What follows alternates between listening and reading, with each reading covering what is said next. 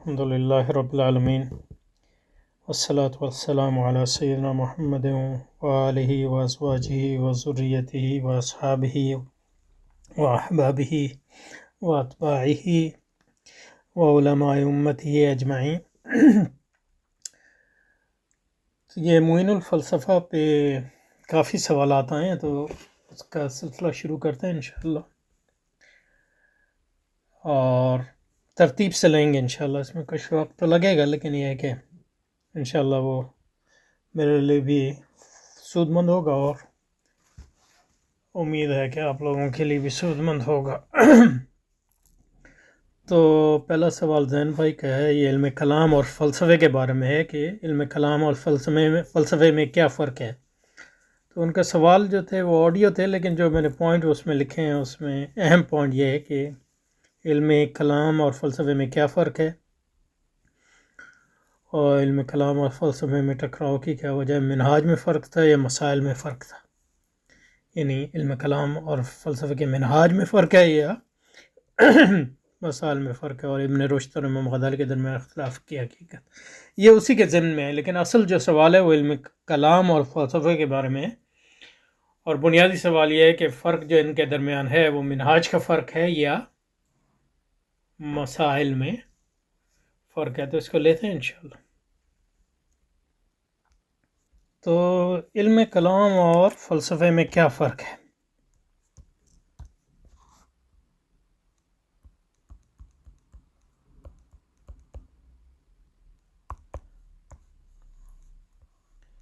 اس پر پہلے بھی ہم نے کافی بحث کی ہے، یعنی اگر آپ دیکھیں انگریزی ویڈیوز میں تو امام غزالی کی جو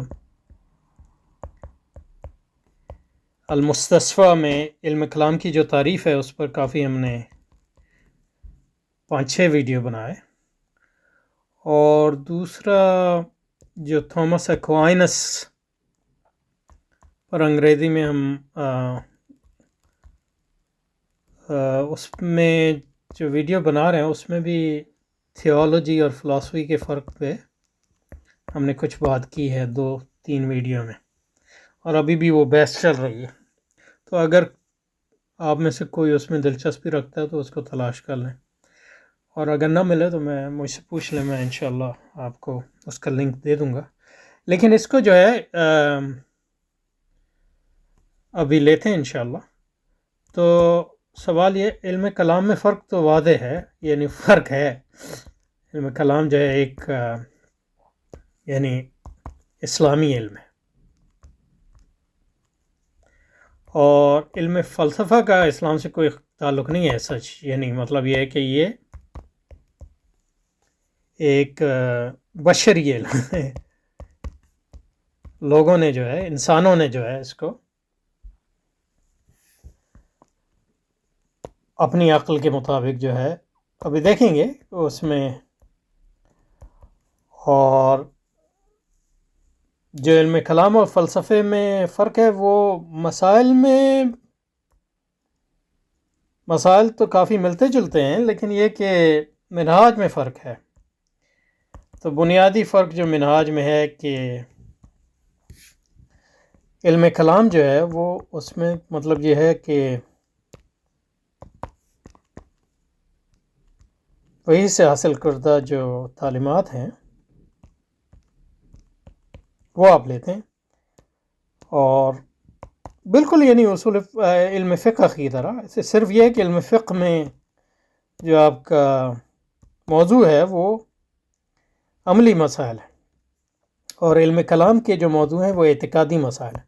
تو جس طرح علم فقہ میں آپ نے اصول فقہ ایک بنایا، تو علم کلام کے بھی پھر اصول ہیں۔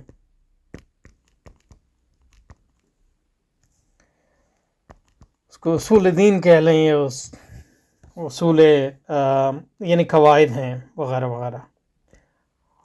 اور جو اسلام کی تعلیمات ہے اس میں جو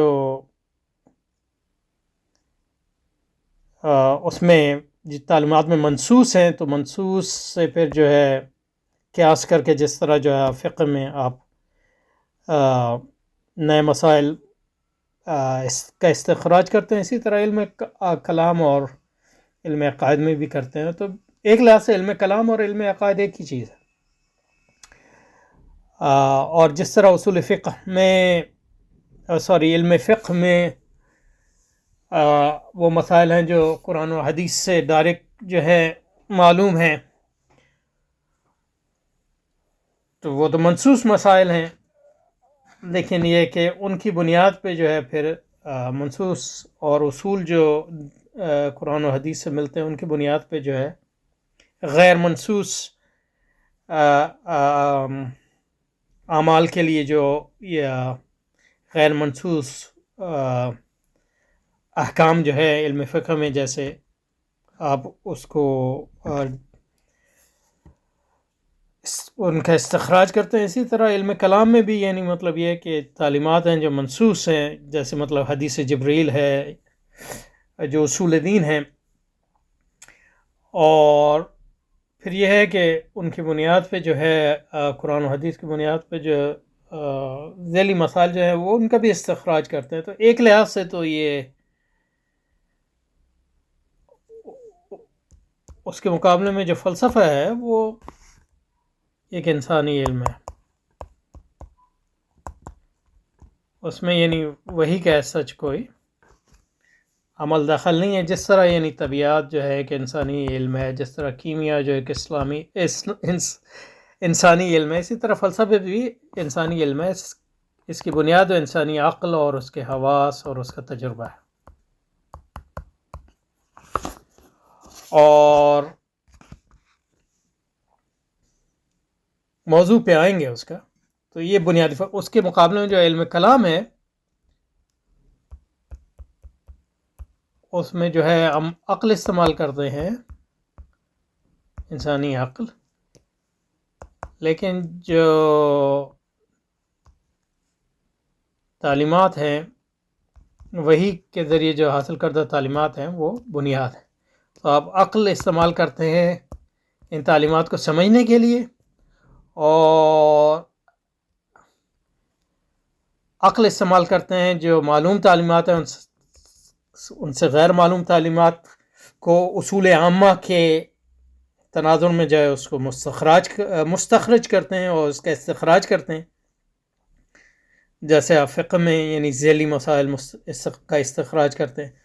اور تیسرا یہ ہے کہ عقل کی بنیاد پر جو ہے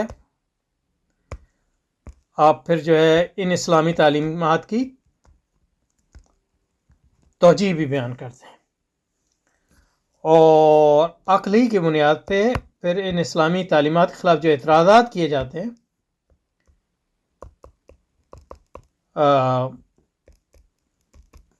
ان اعتراضات کا عقلی بنیادوں پر جواب بھی دیتے ہیں. کہنے کا مقصد یہ ہے کہ پہلا بنیادی فرق یہ ہے کہ جو علم کلام کا موضوع ہے وہ اور یہ علم کلام کے جو ذرائع ہیں وہ وہی ہے، وہ بنیادی ذریعہ، اور عقل ہے اس وحی کو سمجھنے کے لیے اور اس کی توجیہ کے لیے اور اس کا سمجھنے کے لیے، اس کی توجیہ کے لیے کس طرح آپ جو ہے اس کی عقلی توجیہ، اور نمبر 3 اس کے دفاع کے لیے. یہ علم کلام. تو فلسفہ اس کے مقابلے میں اس کی بنیاد جو ہے عقل محض ان معنوں میں ہے کہ اس کا یعنی وحی سے کوئی تعلق نہیں ہے ایز سچ. عقل اور حواس اور تجربہ اس کی بنیاد پہ جو ہے آپ کائنات کو سمجھنے کی کوشش کرتے ہیں.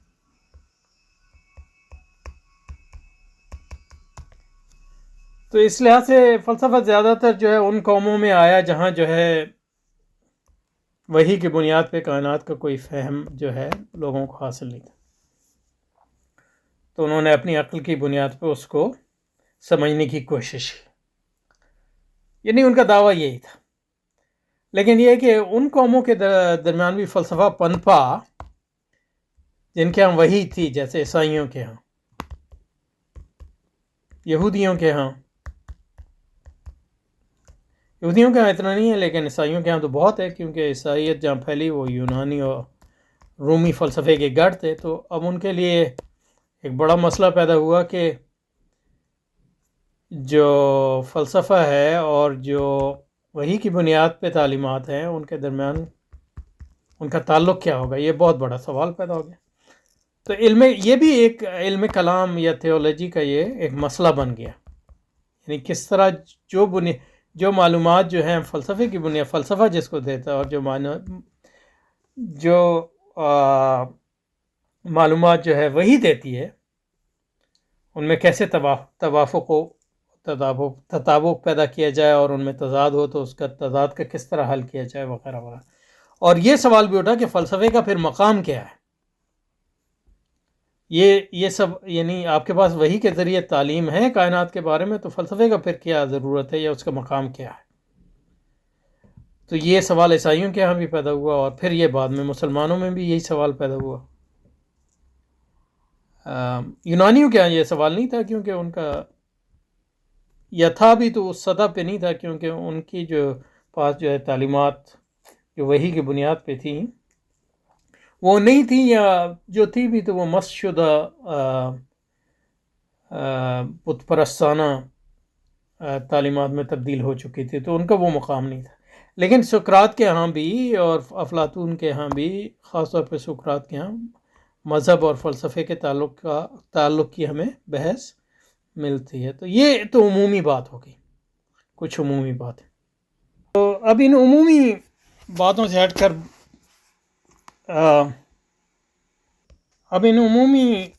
مباحث سے ہٹ کر اسپیسیفک جو ہے ان چیزوں کا جواب دینے کی کوشش کرتے ہیں.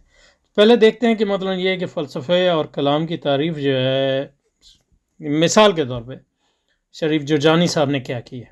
تو یہ یعنی ان کی تعریفات جو ہیں مختصر ہیں، تو وہاں سے اس کو شروع کرتے ہیں اور دیکھتے ہیں.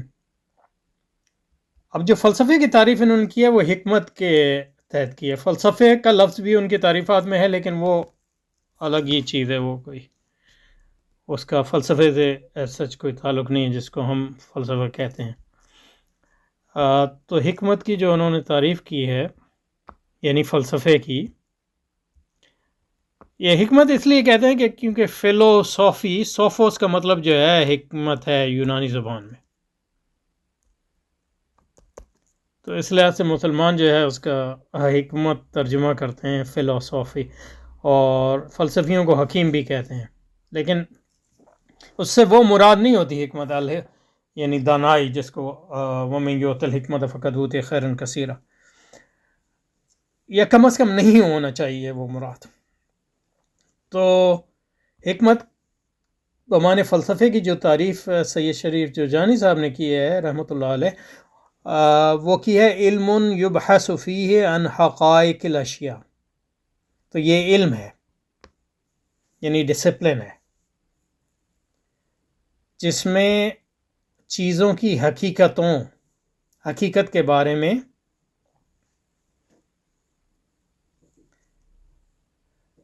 علم یبحث فیہ عن حقائق الاشیاء علی ما ہی علیہ فی الوجود بقدر طاقت البشریہ، یعنی جہاں تک انسانی ذرائع سے اس کا ادراک ممکن ہے. فہی علم نظری غیر عالی، یعنی علم نظری ہے، علم عالی نہیں ہے. یعنی یہ جو اس کا ابھی میں شرح کرتا ہوں، لیکن یہ کہ یہ حکمت کی تعریف ہے ان کی، یہ فلسفے کی تعریف ہے. وہ علم ہے جس میں اشیاء کی حقائق کے بارے میں جو ہے بحث کی جاتی ہے موجودات میں، بقدر طاقت انسانی. اور یہ ایک نظری علم ہے، آلاتی علم نہیں ہے. یعنی یہ جس کو کہتے ہیں حکمت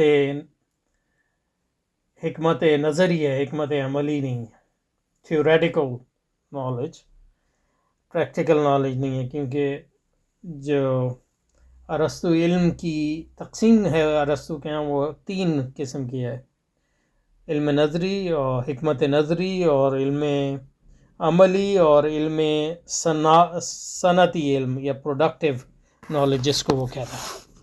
تو الحکمت علم یبحث فی عن حقائق الاشیاء علی ما ہی علیہ فی الوجود ہے، یہ پوری طرح جو ہے یہ واضح نہیں ہے، یعنی بحیثیت وجود کے۔ بہرحال اس کو سمجھنے کی کوشش کرتے ہیں پہلے، یعنی اردو میں ہم اس طرح لکھیں گے حکمت یا فلسفہ،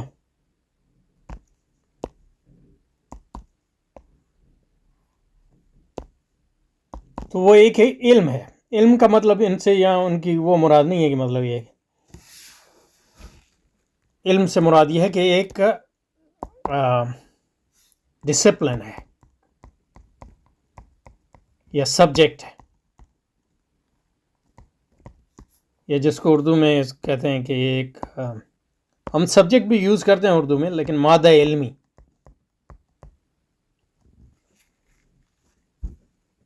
تو فلسفہ یا حکمت جو ہے ایک علم ہے، علم۔ اب اس علم کی تعریف جو انہوں نے کی، علم تعریف کی بحیثیت موضوع کی بھی کر رہے ہیں اور بحیثیت منہاج کی بھی کر رہے ہیں، تو آپ کے دونوں سوالوں کا جواب اس میں آ جائے گا۔ موضوع کے اعتبار سے کہہ رہے ہیں کہ یہ علم ہے، یبحث فیہ ہے، اس میں بحث کی جاتی ہے، ان حقائق الاشیاء، چیزوں کی، اشیاء کی حقیقت کے بارے میں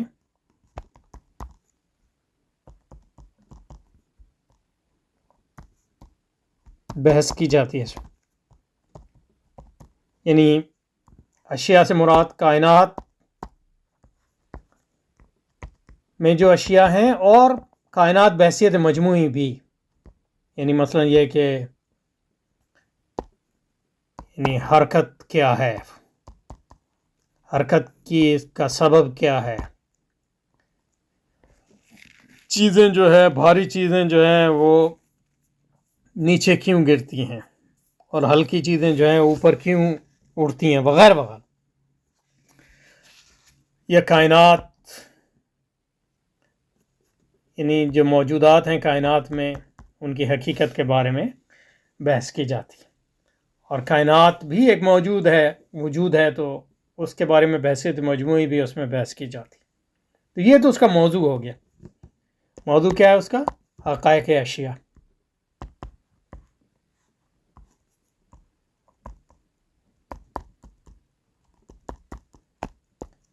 اور اس سے مراد یہ ہے کہ سچ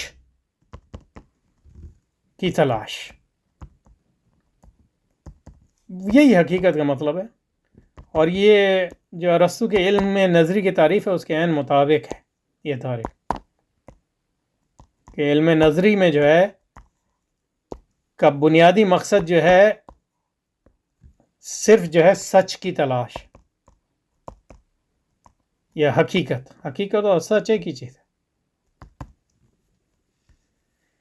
یعنی کائنات کی حقیقت کیا ہے، اس کی سچائی کیا ہے، اس میں جو چیزیں ہیں ان کی سچائی کیا ہے، یعنی کائنات ہمیشہ سے ہے یا اس کو پہلے نہیں تھی پھر وجود میں آئی، یہ سارے سوالات پیدا ہوتے ہیں جب ہم کائنات پر غور و فکر کرتے ہیں۔ تو ان سوالات کا جواب جو ہے وہ سچائی کو جاننے کے لیے جب ہم اس سوال جس علم میں اس پہ بات کرتے ہیں اس کو حکمت کہتے ہیں۔ یہ تو موضوع کے اعتبار۔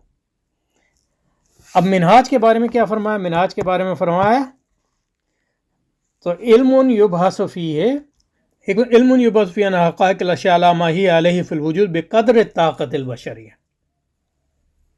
فہی علم نظری غیر عالی۔ تو یہ بقدر طاقت البشریہ یہاں جو ہے منہاج کی بات ہے۔ تو موضوع تھا موجودات کی حقیقت کو جاننا جیسی کہ وہ ہیں اصل میں.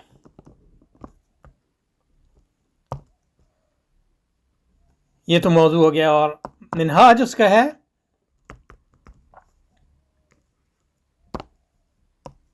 انسانی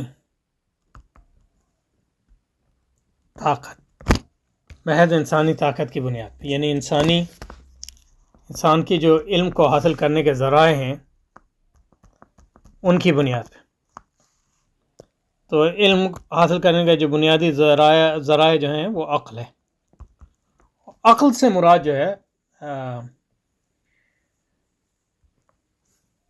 وہ ذہنی طاقت بھی ہو سکتی ہے، اور عقل سے مراد ذہنی طاقت اور حواس کی طاقت ملا کے بھی ہو سکتی ہے وغیرہ. تو خود عقل کیا ہے، کیونکہ عقل بھی ایک موجود ہے تو اس کی حقیقت بھی اس میں آ گئی. تو لیکن عقل جو ہے یہ اس کا منہاج ہے. منہاج یہ ہے کہ بقدر طاقت البشری، تو انسانی جو علمی ذرائع ہیں ان کی بنیاد پہ. اس کے لیے انسانوں سے اوپر اور نیچے جو ہے ماورا انسانی ذرائع ہم اس کے لیے استعمال نہیں کرتے. تو یہ ہے فلسفے کی تعریف اس کے موضوع کے اعتبار سے بھی اور منہاج کے. اور آخر میں کہتی ہے کہ یہ علم نظر ہی ہے. یہ بھی اور علم یعنی منطق علم اعلیٰ ہے ان معنوں میں. اور علم نظری ان معنوں میں کہ سچ برائے سچ اس کا مقصد ہے. یہ نظری سے اس کی مراد یہی ہوتی. اور علم اعلیٰ وہ ہوتا ہے جس میں آپ سچ اس لیے حاصل کرتے ہیں کسی اور چیز کو حاصل کرنے کا ذریعے کے طور پہ. تو مثلا یہ کہ اخلاقیات میں آپ سچائی کی طرف جاتے ہیں لیکن اس لیے کہ آپ کے عمل پہ اس کا، لیکن مقصد جو ہے عمل ہے. تو ان معنوں میں وہ اعلیٰ استعمال کر رہے ہیں اس لحاظ سے، جس کو ارسطو جو ہے پریکٹیکل تو حکمت عملی کہتا ہے، الحکمہ العملیہ یا پریکٹیکل نالج. اور تیسری وہ جس کو وہ پروڈکٹیو نالج کہتا ہے یا صنعتی اور حرفتی علم، جیسے مطلب یہ کہ شاعری ہو گئی یا انجینئرنگ ہو گئی یا اور دوسرے بھی جو اسکل ہیں. تو یہ علم نظری ہے. اس میں جو مقصد ہے وہ سچ کو سچ برائے سچ، اور کوئی مقصد اس کا نہیں. تو یہ فلسفے کی تعریف ہوگی. اچھا، اب علم کلام کی تعریف دیکھیں تو اب دیکھیں ان کی علم کلام کی کیا تعریف ہے اس کو دیکھتے ہیں، اور پھر اس پہ آپ کے سوالات پہ دوبارہ جائیں گے اور ان کا ایک ایک کر کے جواب دینے کی کوشش کریں. اچھا، اس میں یہاں جو ہے انہوں نے تقریباً 3 تعریفیں کی ہیں، اور یہ تینوں یعنی مطلب یہ ہے کہ تعریفیں ایسی ہیں جو ایک دوسرے سے مل کے پوری تعریف بنتی ہے. اور تینوں کا ہم نے کچھ نہ کچھ ذکر کیا پچھلی جو عمومی باتیں کی تھی. اور یہاں جو ہے اس کو کیلا کے الفاظ سے کہا تو لگتا یہ ہے کہ اس تعریف یہ ان کی پسندیدہ تعریف نہیں ہے، لیکن یہ ہے کہ دیکھتے ہیں. تو پہلی تعریف یہ ہے کہ الکلام یہ علم ہے، تو یہ بھی علوم میں سے ایک علم ہے.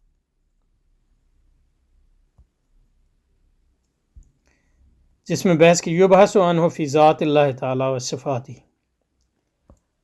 تو یہ وہ علم ہے جس میں اللہ تعالیٰ کی ذات کے بارے میں تحقیق کی جاتی ہے، اور اللہ تعالیٰ کی صفات کے بارے میں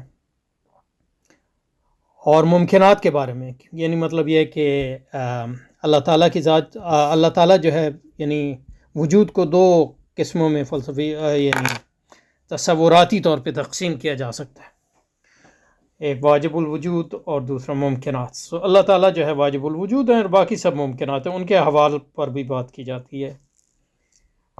یعنی مطلب یہ ہے کہ کائنات کی تخلیق سے لے کر جو ہے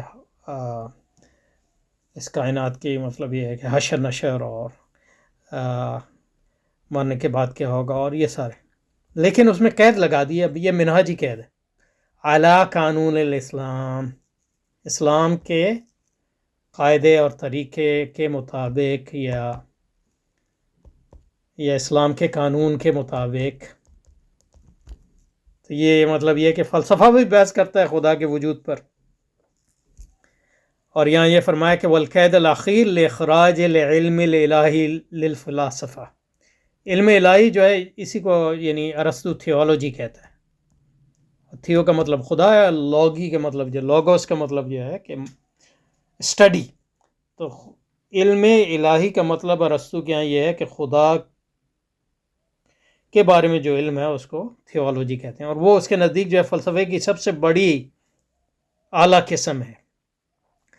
اور تو اس لحاظ سے جو ہے مماثلت ہو گئی علم کلام اور ارسطو کی تھیولوجی میں یہاں موضوع کے اعتبار سے. دیکھیں نا، موضوع کے اعتبار سے جو ہے ارسطو جو ہے مطلب وجود پہ آپ آ گئے، اور وجود کو دو طرح سے تقسیم کر دیا، واجب الوجود اور ممکنات. یعنی یہ یعنی تصوراتی تقسیم ہے. واجب الوجود جو ہے نیسری بینگ جس کو انگریزی میں کہتے ہیں، اور ممکنات جو ہیں وہ گئیں کنٹینجنٹ بینگز. تو جو تھیولوجی ہے یا فرسٹ فلسفی ہے وہ بحث کرتی ہے واجب الوجود سے. لیکن جب آپ واجب الوجود سے بحث کرتے ہیں تو وجود کی بھی بات کرنی پڑتی ہے اور ممکنات کی بھی بات کرنی پڑتی ہے، کیونکہ جو ہے فرق کریں گے آپ واجب الوجود اور ممکنات. اچھا، علم کلام میں بھی انہوں نے کہا یہ ہم کرتے ہیں، تو اس لحاظ سے موضوع ایک ہو گیا. سمجھے نا، یہ علم کلام. اس لحاظ سے عیسائی جو ہے فلسفیانہ تھیولوجی کو فلسافیکل تھیولوجی کہتے ہیں، اور جو ان کا علم کلام ہے اس کو ڈاگمیٹک تھیولوجی کہتے ہیں.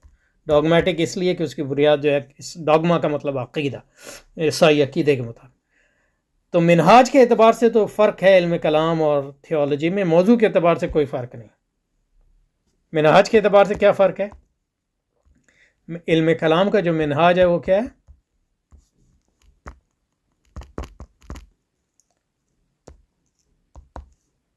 قانون اسلام. قانون اسلام کیا ہے؟ وہی، وہاں سے آپ کو تعلیم اور عقل اس کے فہم کے حاصل کے، یہ ہے قانون. اس کے برعکس جو تھیولوجی ہے ارسطو کی، اس کا بھی موضوع یہی ہے، لیکن یہ کہ اس کا جو منہاج مختلف ہے. بقدر طاقت البشریہ، انسانی علم کے جو ذرائع ہیں وہ یعنی عقل اور اس کے جو لوازمات ہیں. تو پہلے ہم نے مطلب یہ ہے کہ موضوع کے اعتبار سے جو ہم نے عمومی اپنی تعریف کی تھی اس میں فرق کیا تھا، لیکن اس تعریف میں موضوع کے اعتبار سے موضوع دونوں کے ایک ہی ہیں، لیکن یہ ہے کہ منہاج دو فرق ہے. یہ مطلب جو فلسفی کا منہاج ہے فلسفے کا اور حکمت کا، وہ بقدر طاقت البشریہ، اور جو علم کلام کا منہاج ہے وہ قانون اسلام. اچھا، تو یہ تو پہلی تعریف ہو گئی. اس پہلی تعریف کے نتیجے میں پتہ چلا کہ موضوع ایک ہے، منہاج میں فرق ہے. اب دوسری تعریف کی طرف آ جائیں. اچھا، دوسری تعریف یہاں ہے کہ الکلام و علم باحث عن امور یعلم منها المعاد وما يتعلق به من الجنت والنار والصراط والمیزان والثواب والعقاب. اب یہ جو تعریف کی ہے یہ بنیادی طور پہ علم کلام جو ہے اس کی تعریف، اور اس میں اور علم عقائد میں کوئی خاص یہاں فرق نہیں ہے.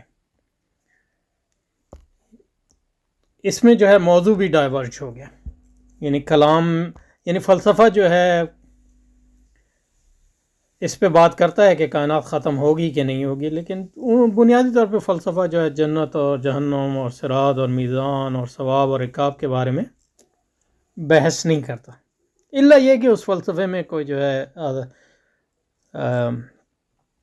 تو اس لحاظ سے جو ہے عمومی فلسفے کے یہ مسائل نہیں ہے. گو کہ فلسفہ جو ہے ان مسائل پہ بات کرتا ہے، خاص طور پہ جب فلسفہ مذہب پہ تنقید کرتا ہے تو ان مسائل کی بھی بات کرے گا.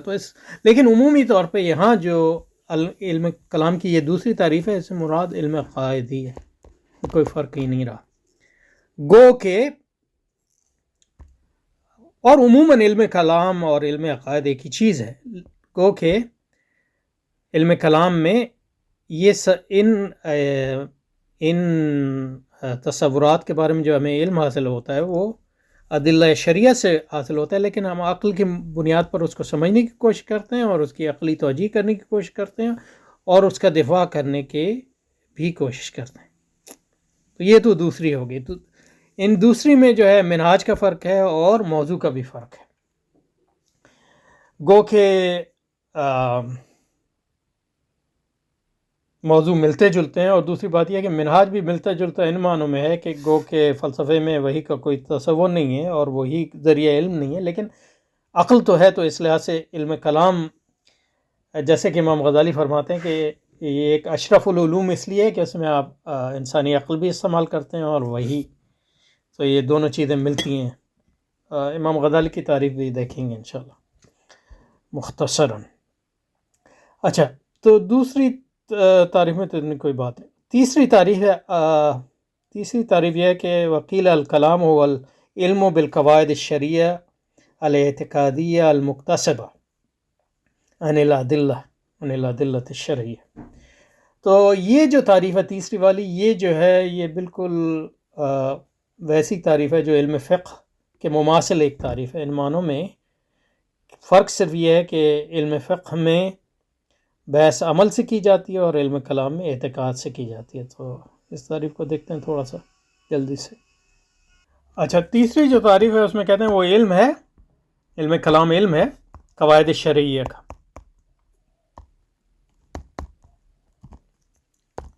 یعنی اسلامک پرنسپل.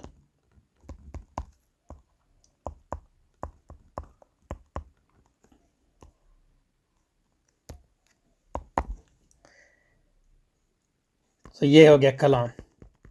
اور فقہ بھی ہے، قواعد شرعیہ کا علم ہے. تو یہاں تک تو فقہ اور کلام یا عقائد میں کوئی فرق نہیں. فرق یہاں آتا ہے کہ جو قواعد شرعیہ جس کا فقہ ہے اس کا تعلق عملی، اور جس کا تعلق جو ہے علم کلام سے اس کا فرمان ہے کہ والعلم بالقواعد الشرعیہ اعتقادی. تو اس اصول شرعیہ جب اعتقاد کے متعلق جو ہیں اس میں جس کو پڑھا جاتا ہے، جس کا مطالعہ کیا جاتا ہے، وہ علم کلام یا علم عقائد ہے، اور عملی قواعد شرعیہ وہ فقہ ہے المکتسبہ. یہ بھی دونوں، یہ قید بھی دونوں کے ہاں ہے،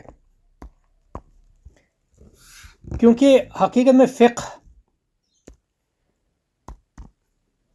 میں جو پڑھتے ہیں یا کلام میں پڑھتے ہیں وہ شرعی قواعد پڑھتے ہیں جو اجتہاد کی بنیاد پہ ہم جن کا اکتساب کرتے ہیں یا استخراج کرتے ہیں ادلہ شرعیہ سے. تو اس لحاظ سے جو منصوص مسائل ہیں اس کا نہ کلام سے تعلق ہے نہ فقہ سے. یعنی 5 فرض نمازیں جو ہے گو کہ فقہ کی کتابیں اس کو لکھتے ہیں، لیکن یہ کہ وہ فقہ نہیں ہے، وہ تو دین ہے، وہ تو منصوص ہے. اس کا آپ انکار کریں گے تو آپ کافر ہو جائیں گے. لیکن یہ ہے کہ اب اس میں تفصیل جو ہے وہ وہ جو ہے آپ اس کو استخراج کرتے ہیں اصول کی بنیاد پہ، تو وہ آپ کا اجتہاد ہے. اس لحاظ سے اس میں جو ہے مطلب یہ ہے کہ ہم مجتہدین کے اصولوں کے مطابق جو ہے ان کو مطلب یہ ہے کہ غسل کے فرائض کیا ہیں وہ ادلہ شرعیہ سے ہی نکلتے ہیں، لیکن مالکیوں کے ہاں وہ 6-7 ہیں، حنفیوں کے ہاں وہ کم ہیں، اور اس میں جو اختلاف کی وجوہ ہیں وہ اصول ہیں، اصول اور فہم عامہ. اسی طرح مطلب یہ ہے کہ جو تفصیلی احکام جو ادلہ شرعیہ سے تفصیلی عقائد کے بارے میں وہ علم کلام کی کتابیں میں ملتا ہے، جو منصوص نہیں ہے. کیونکہ جو منصوص عقائد ہیں جیسے اللہ تعالیٰ پر کے وجود کا اقرار اور رسالت محمدی کا اقرار اور دوسرے جو مطلب یہ ہے کہ بنیادی عقائد ہیں جو حدیث جبریل میں جو بیان کیے گئے ہیں، وہ تو منسوس عقائد ہیں، لیکن جو کلام میں اعتقادی پرنسپل ہیں وہ ہیں جو المکتسبہ. کہاں سے وہ لیتے ہیں، کہاں سے اس کا استخراج کرتے ہیں؟ ادلہ شریعہ کے بنیاد، قرآن، سنت، اجماع اور قیاس.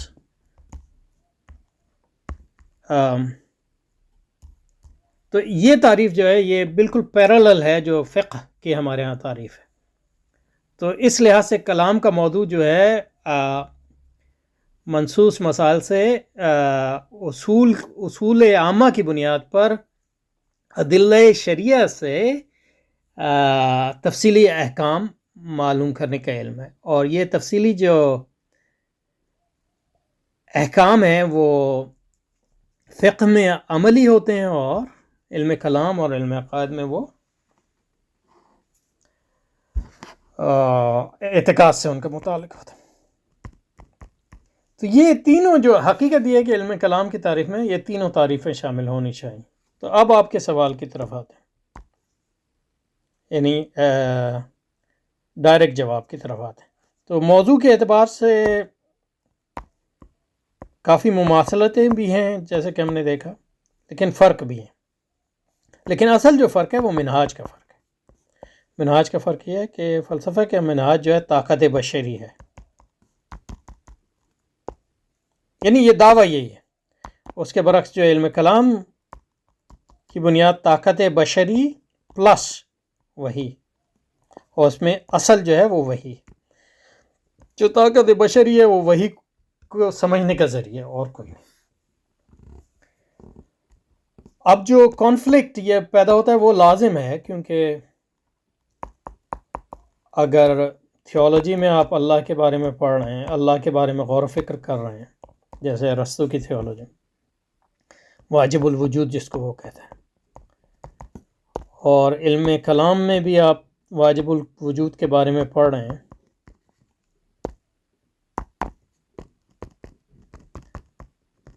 اور یہاں جو ہے پڑھ رہے ہیں صرف عقل محض کی بنیاد پہ، اور یہاں آپ اس کو کر رہے ہیں بنیادی اس کا ذریعہ جو ہے وہ وہی الہی، اور عقل صرف اس کے فہم کا اور دفاع کا طریقہ. تو ان میں جو ہے کانفلکٹ یا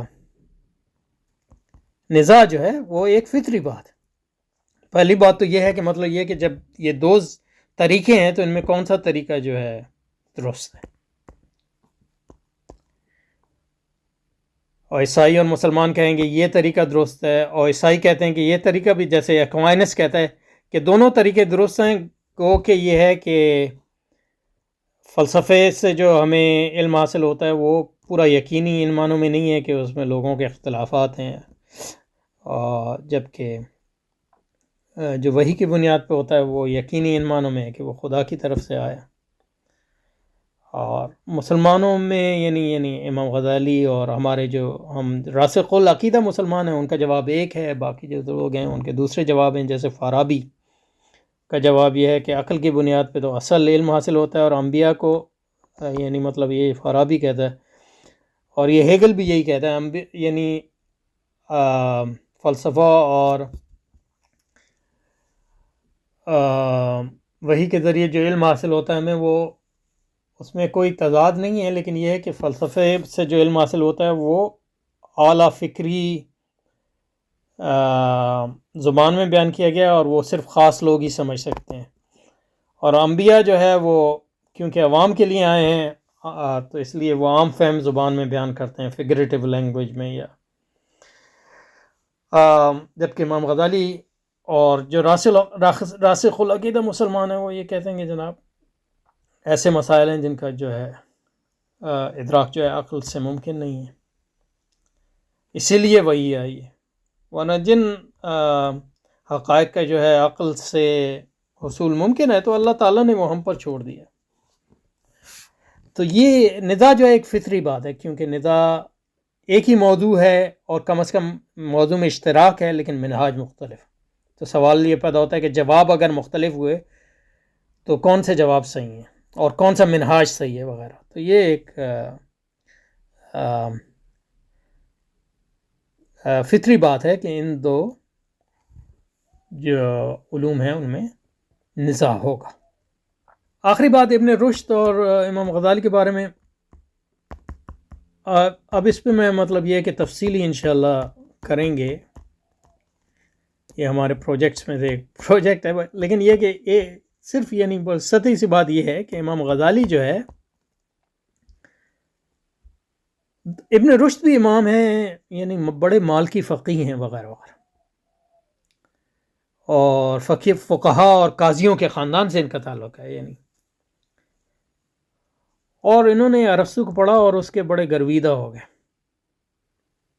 تو ابن رشد کا طریقہ یہ ہے کہ ارسطو جو کہتا ہے اس کو سچ سمجھتے ہیں، اور اگر اس کی بات جو ہے اسلام کے خلاف دکھتی ہے تو اس کی توجیہ کرنے کی کوشش کرتے ہیں، اس طرح کہ وہ اسلام کے خلاف نظر نہ آئے. جبکہ امام غزالی کا طریقہ یہ ہے کہ وہ ان کے ہاں جو سچ کی بنیاد جو ہے اسلام ہے، اور پھر ارسطو کی جو آراء جو ہیں وہ اس کے مطابق اس کو قبول کر لیں گے، لیکن جو اس کے آراء جو ہے اس کے خلاف ہیں وہ جو ہے اس کو رد کرتے ہیں. اس میں آپ کو یعنی کوئی ہچکچاہٹ نہیں ہے. تو ابن رشد کے ہاں ارسطو کی ایک تعظیم ہے حد سے زیادہ، ایسی کہ وہ اکوائنس کے ہاں بھی نہیں ہے.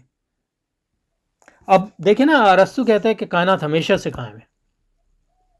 اب یہ امام غزالی کہتے ہیں کہ یہ تو اسلام کی صریح یعنی تخلیق کے تصور کے خلاف، لیکن ابن رشد اس کا دفاع کرتا ہے. تو یہ بنیادی فرق ہے امام. تو اس لحاظ سے جو ہے ابن رشد جو ہے وہ متجددین کا امام ہے، یعنی مطلب یہ تمام ماڈرنسٹ کے امام ہیں یعنی. اور امام غزالی جو ہے تمام راسخ العقیدہ لوگوں کے امام ہیں، غیر اسلامی تہذیبوں کے تناظر میں، یعنی ان مسائل میں جن مسائل میں ہم بات کر رہے ہیں. تو یہ بنیادی فرق ہے. تو اس لحاظ سے ہم جو ہے امام غزالی کے منہاج کا احیاء کر رہے ہیں ابن رشد کے منہاج کے مقابلے میں وغیرہ. تو یہ مطلب یہ ہے کہ یہاں رکتے ہیں. تو یہ سرسری سی باتیں کی ہیں، لیکن یہ ہے کہ جواب دینے کی یعنی ایک کوشش کی ہے. تو آپ دیکھیں کہ آپ لوگ تبصرہ کریں تو ہو سکتا ہے اس کے نتیجے میں جو ہے اور باتیں جو ہے واضح ہوں انشاءاللہ. السلام علیکم.